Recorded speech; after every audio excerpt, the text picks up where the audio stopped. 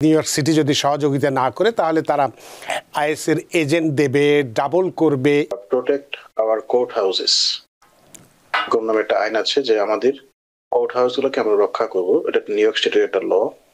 ওই লটাকে Trump administration challenge করে যে এই লটা অবৈধ, কারণ এটা ফেডারেল কর্তৃপক্ষকে এর আইন প্রয়োগে বাধা প্রদান করছে। যত স্টেট কোর্ট আছে, যেমন স্টেট ক্রিমিনাল কোর্ট হতে পারে, স্টেট সুপ্রিম কোর্ট হতে পারে, স্টেট সিভিল কোর্ট হতে পারে, বা যে কোনো ধরনের স্টেট কোর্ট বা স্টেট এজেন্সিতে আইস কাউকে অ্যারেস্ট করতে পারবে না। হোম্যান যে কথাটা বলেছেন যে যদি এনওয়াইসি সহযোগিতা না করে, অর্থাৎ নিউ ইয়র্ক সিটি যদি সহযোগিতা না করে তাহলে তারা আইএসের এজেন্ট দেবে, ডাবল করবে, ইত্যাদি ইত্যাদি ইত্যাদি।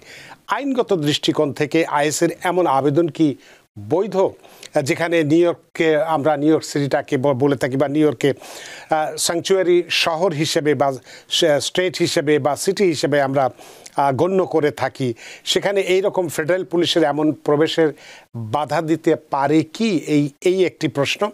দ্বিতীয়টি হচ্ছে যে হোম্যানের এই হুঁশিয়ারি কি রাজনৈতিক প্রতিশোধমূলক, যেমন মামদানির বিপুল ভোটে জয়কে লক্ষ্য করে কেন্দ্রীয় সরকার তার নীতিগত বা শাসনগত নীতিকে চ্যালেঞ্জ করছে? এই বিষয়টি সম্পর্কে আপনার কাছে জানতে চাই, এবং আপনি পুরো রিপোর্টটি দেখেছেন, এর উপর একটি পর্যালোচনা জানতে চাই, তাতে করে আমাদের এই সিটিতে যারা স্যাংচুয়ারি সিটি হিসেবে আমরা জানি, যারা অভিবাসীরা এখানে নিশ্চিন্তে থাকেন, তাদের ক্ষেত্রে এটা ঝুঁকি কতটুকু বাড়িয়ে দিচ্ছে বা তাদের ভয়ের কি কারণ হতে পারে, এবং এক্ষেত্রে যদি কেউ আটক হয় তাহলে তার করণীয় কি হতে পারে? অ্যাটর্নি আহসান হাবিব। ধন্যবাদ আপনাকে। এটা আসলে খুবই প্রাসঙ্গিক একটা আলোচনা। বর্তমানে সোশ্যাল মিডিয়া এবং মেইনস্ট্রিম মিডিয়াতে যতটুকু দেখতে পাচ্ছি যে ব্যাপকভাবে আইসের অভিযান হচ্ছে, শুধুমাত্র নিউ ইয়র্ক সিটিতে বা নিউ ইয়র্ক স্টেটে না, যুক্তরাষ্ট্রেই হচ্ছে। বিশেষ করে শিকাগোতে সেটা খুবই জোরদার হচ্ছে এখন। এর আগে লস অ্যাঞ্জেলেসে হয়েছে, রিসেন্টলি গত সপ্তাহে শার্লট নর্থ ক্যারোলাইনাতে হয়েছে, এবং আজকেও হোম্যান যেটা বলেন যে নিউ ইয়র্ক সিটিকে তারা, নিউ ইয়র্ক স্টেটকে তারা টার্গেট করছে।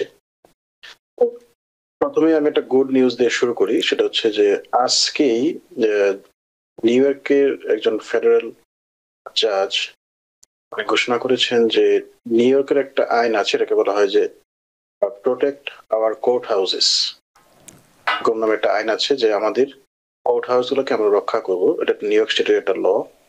ওই লটাকে ট্রাম্প অ্যাডমিনিস্ট্রেশন চ্যালেঞ্জ করে যে এই লটা অবৈধ, কারণ এটা ফেডারেল কর্তৃপক্ষকে এর আইন প্রয়োগে বাধা প্রদান করছে। কিন্তু সুখবর হচ্ছে যে একজন ফেডারেল বিচারক আইনটাকে আপহেল্ড করেছেন এবং বলেছেন যে নিউ ইয়র্ক স্টেটের পাওয়ার আছে, বা তাদের একটা সভরেন পাওয়ার আছে, এটাকে বলা হয় যে পুলিশ পাওয়ার, তার নিজস্ব কোর্টগুলোকে সুরক্ষা দেওয়ার। মানে এই রায়ের মাধ্যমে কিন্তু এই আইনটি বেঁচে গেল। এটা মানে হচ্ছে যে নিউ ইয়র্ক স্টেটের যত স্টেট কোর্ট আছে, যেমন স্টেট ক্রিমিনাল কোর্ট হতে পারে, স্টেট সুপ্রিম কোর্ট হতে পারে, স্টেট সিভিল কোর্ট হতে পারে, বা যে কোনো ধরনের স্টেট কোর্ট বা স্টেট এজেন্সিতে আইস কাউকে অ্যারেস্ট করতে পারবে না। কোনো ধরনের সিভিল ইমিগ্রেশন অ্যারেস্ট আইস করতে পারবে না। দ্যাট মিনস যদি কেউ কোর্টে অনেক সময় ক্রিমিনাল কেসে বিবাদী হিসেবে যায়, অথবা সাক্ষী হিসেবে যায়, বাদী হিসেবে যায়, বা সিভিল কোর্টে বা যে কোনো স্টেট কোর্টে যদি সে যায়, আইস তাকে অ্যারেস্ট করতে হবে না। আপনারা জানেন যে কোর্টে মানুষ যে কোনো কারণে যেতে পারে, হয়তো বা কেউ কোনো ট্রাফিক টিকিট হতে পারে, সেটা কোনো সামন্স হতে পারে, সেটা ডেস্ক অ্যাপিয়ারেন্স টিকিট হতে পারে, যে কোনো কারণে কাউকে যে কোনো সময় কোর্টে যাওয়া লাগতে পারে, অথবা সাক্ষী হিসেবে যেতে পারে, হয়তো বা বাদী হিসেবে যেতে পারে। এটা খুবই একটা পজিটিভ একটা রায় যেটা আজকে ফেডারেল কোর্ট থেকে আসলো। নিউ ইয়র্ক স্টেটের স্টেট যে কোর্টগুলো আছে, সেই স্টেট কোর্টগুলোকে আইস কোনো ওকে গ্রেফতার করতে পারবে না। নিউ ইয়র্ক থেকে সম্প্রচারিত TVN 24 টেলিভিশন বিশ্বজুড়ে বাঙালির কণ্ঠস্বর।